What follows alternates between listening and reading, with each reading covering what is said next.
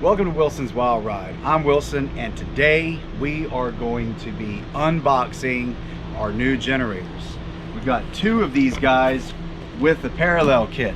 This is a Champion parallel kit for the Champion generator. Now, you don't necessarily have to have the same brand parallel kits for them, but that's just what I got. Now, these things are extremely heavy. So whenever you go to unbox them, you're gonna want to lift the box straight up. So what I do in situations like this, I'm just lay it on its side, and I've already cut this bottom loose. Just take a knife and cut this bottom loose, and it has these tacks. Just break those tacks, make sure it's all broke out the way. Then you're gonna lift that up, pull this over to the side. We're gonna roll it like that. But first, I'm going to tell you why we went with the Champion generator. We did a lot of research on this. I was looking at a lot of expensive that are very popular brands that have really good reviews. This Champion it's not cheap by no means, but it's a little bit cheaper than the others, and it also had really good reviews. But then I got to looking at a blog, and this guy owned a Champion, and his friend owned another very popular brand. I'm not going to name it by name, but it's a very popular brand, very high priced generator. They same size, they had them side by side. They were just kind of testing them out to see which one was better, and then they had the same results. So they decided, you know what we're going to do? Well, let's what size air filter do you have? So they started looking at that, and they were the exact same thing. So then they started tearing it apart. Literally taking it apart, taking all the outside off of it, and come to find out it was the same exact engine on both of them. It was same parts, identical parts. The difference is the more expensive one was $350 more. So that is one of the main reasons we went with the Champion, to get the best bang for our buck. Now, moving forward, as far as how we get this out, it being very heavy, you're gonna have to pull these out. I'm going to pull this out of the way. That exposes the bottom, and then we're just going to lay it back over, just like that, nice and easy. Make sure that's on the table good. All right, and then we're just gonna lift this guy straight up.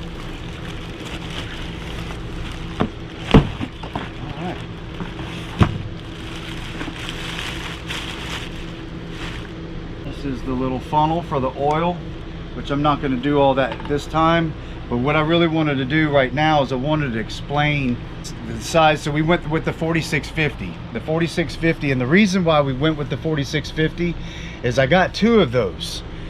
That way I can run both of my air conditioners, I can run my microwave, I can run all that stuff at one time if I want to. We're going to try not to, but if we need to, we'll be able to. I don't want to have to like cut off certain things because we're running something else. And we got these generators because we are going to do a whole lot more harvest hosts, and like maybe might even check into what's it called, Boondockers Welcome. We might check into those guys as well.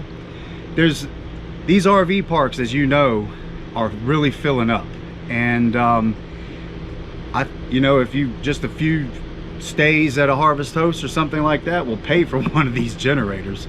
So that's why we did what we did, and now we'll be able to go, and especially out west, there's a whole lot more options as far as boondocking that are beautiful, absolutely beautiful areas, and you can just stay there for free as long as you want, and that's not even a harvest host. So that's what we're doing right now. And this has electric start. It also has a pull start. It's an easy pull start and electric start, and fuel. Also, this is dual fuel, so it's gas and propane, which that way we have both. We can use, we'll be able to use, personally, I would like to try to use nothing but propane in it because of the fuel these days with all the that 10% ethanol. I don't like the ethanol in these small engines. So that's one of the main reasons why I went with the dual fuel. That way I could use it with propane. So this one is, like I said, is the 4650 inverter, and this guy is really quiet compared to your other generators. This one right here is extremely quiet, and that's why we went with the inverter. I'm going to pull the other one out, and this is the parallel. Like I said, here's the parallel kit that I got. We're going to pull the other one out, and I'm going to show you what this looks like with the parallel kit hooked up. I've unboxed both of these, and boy are they heavy. They each come with some oil, they each come with a funnel, and they each come with a 6-foot gas line for your propane. It's they have the easy switch knobs for cranking. They have your 110 outlets. They also come with a USB plug. They have your 30 amp outlet. And like I said, they're both the same. Here is where your air intake is. I'm gonna have to pull this stuff off so we can get good air before I crank it. We're not cranking it today, but wanted to unbox this parallel kit. Like I said before, you can use just about any parallel kit with just about any generator, from what I've been told. Now this one is designed for this particular generator, and you can see that what it is, this right here screws right on, will mount right onto this handle, so it's aesthetically pleasing. So it does have the 30 amp plug on it. It also has the 50 amp plug on it. That way you can plug your camper right into it. But this is the exciting part. This right here opens up, that opens up, and that. So this will plug right in. Let's see.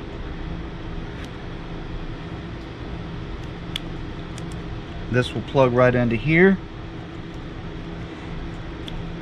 That will plug right into there. This being the shorter cable, this would mount to here, and then your longer cable would run over to the other generator.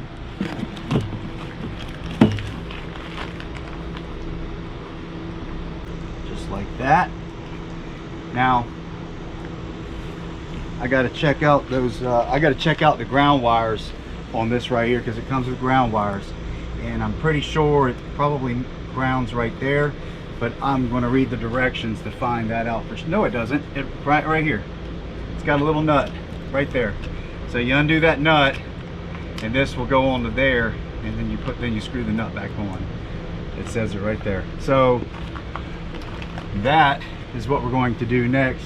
Whenever we do get these things cranked up, they say you're supposed to let them run for 30 minutes to an hour, and then turn them off, and then drain the oil. Something really cool about these that I do like, let me show you this. This is as far as draining the oil on these, you pull this side off. A lot of them have the little spout inside here where you have to try to turn the generator over. This one does, and you end up getting oil all over the place. This one does not have that. It's got, if I can get it out, there we go. This one has a little hose.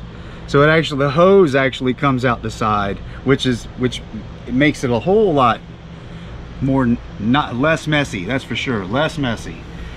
And then of course you add your oil right here. What is this for? This is your pull start. This is for the, I'm not going to pull it because I'm not trying to crank it, but right now this is your pull start for that. This right here is where you're going to hook up your gas for your propane. That's where that will go in. If you choose to run gasoline in this generator, it goes up top up here, and it does have a fuel gauge on the very top. Will let you know where, if it's full or empty or whatnot. So This is just kind of a quick rundown of these generators. I still got some stuff to learn about them. If you guys have these generators and you know some stuff about it, you like to share it with me, please leave it in the comments. I would love to hear what you have to say.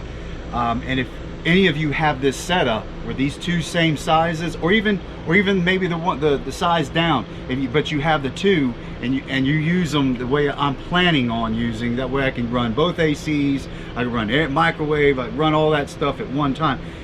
Granted, I understand I might burn some fuel trying to run all that at one time. I'm really excited about next week because we're going to get these things running, and it's going to kick off our season for boondocking and harvest hosting. Hope you enjoyed this video, and don't forget to enjoy the ride.